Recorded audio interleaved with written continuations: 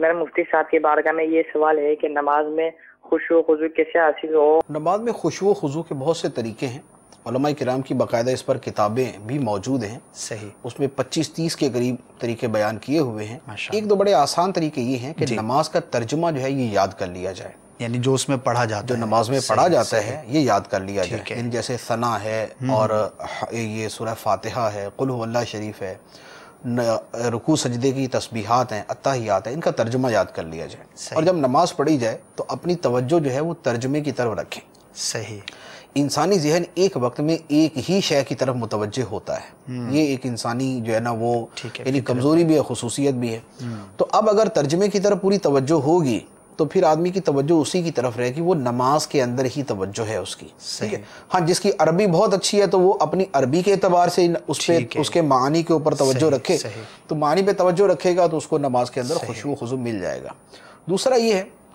کہ اللہ تعالیٰ کی بارگاہ میں حاضری کا تصور جو ہے یہ بڑا مفید ہے اور یہ بڑا خشوع و خضوع کے اندر معاون ہے کہ نماز جب شروع کرے تو یہ باقاعدہ اپنے ذہن میں تصور کر کے شروع کرے، یعنی جیسے ہم نیت کرتے ہیں نا کہ 2 رکعت نماز فجر، جیسے ہم یہ نیت کرتے ہیں اسی طرح باقاعدہ اپنی نیت کے اندر یہ شامل کرنے کہ اللہ تعالیٰ کی بارگاہ میں حاضر ہو رہا ہوں۔ صحیح، جب باقاعدہ یہ کہہ کر ہم شروع کریں گے اور یہ باقاعدہ سوچ کر شروع کریں گے تو اب نماز کے اندر کسی حد تک توجہ ہونا شروع ہو جاتی ہے۔ لیکن خشوع و خضوع میں ایک بات میں عرض کروں گا کہ خشوع و خضوع کبھی بھی صرف 1-2 مرتبہ کرنے سے حاصل نہیں ہو جاتا۔ وجہ یہ ہے کہ انسانی سوچ جو ہے یہ یوں کہہ لیں کہ یہ ہوا کی طرح ہے، یہ فوری طور پہ منتشر ہوتی ہے، یہ فوری طور پہ پھیلتی ہے، لہذا اس کو جب بھی حاصل کرنا ہوگا تو اس کو قابو کرنا پڑے گا۔ ٹھیک ہے، توجہ کر کے اس کو قابو کرنا پڑے گا، ورنہ پوری زندگی بھی اگر کوئی آدمی خشوع و خضوع سے نمازیں پڑھتا رہے، وہ 2 دن کے لیے اپنی توجہ کو تھوڑا سا آزاد چھوڑے تو اس کی توجہ گھوم جائے گی، ادھر ادھر ہو جائے گی۔ تو لہٰذا یہ اپنی سوچ کو قابو، نماز آدمی لوگوں کو مشکل بھی اسی لیے لگتی ہے، صحیح، مستقل اس پر کوشش کرنا پڑتی ہے، آدمی کو ذرا وہ لگتی ہے نا کہ بھاری لگتی ہے اس کو، وَإِنَّهَا لَكَبِيرَةٌ إِلَّا عَلَى الْخَاشِعِينَ۔ اس کی وجہ یہی ہوتی ہے کہ آدمی اپنی سوچ کو پابند کرتا ہے، ٹھیک ہے، اپنے جسم کو پابند کر لینا نا کہ ایک آدمی کرسی پہ بیٹھا ہوا 4 گھنٹے بیٹھا رہے اس کو کچھ نہیں ہوگا،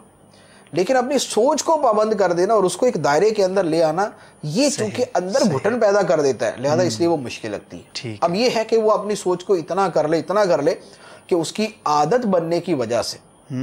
عادت بن جانے کی وجہ سے اسے وہ مشکل نہ لگے، آسان ہو جائے، تو لہذا عادت اس کی ڈالنی پڑتی ہے، بار بار کر کے پھر اس عادت کو مستقل آگے خود چلانا پڑتا ہے، صحیح، تو جا کے خشوع و خضوع حاصل ہوتا ہے۔ صرف 1-8 مرتبہ کوئی عمل کر لینے سے خشوع و خضوع کبھی بھی حاصل نہیں ہوتا۔ صلو علی الحبیب صلی اللہ تعالی علی محمد۔ مجھے اپنی اور ساری دنیا کے لوگوں کی اصلاح کی کوشش کرنی ہے۔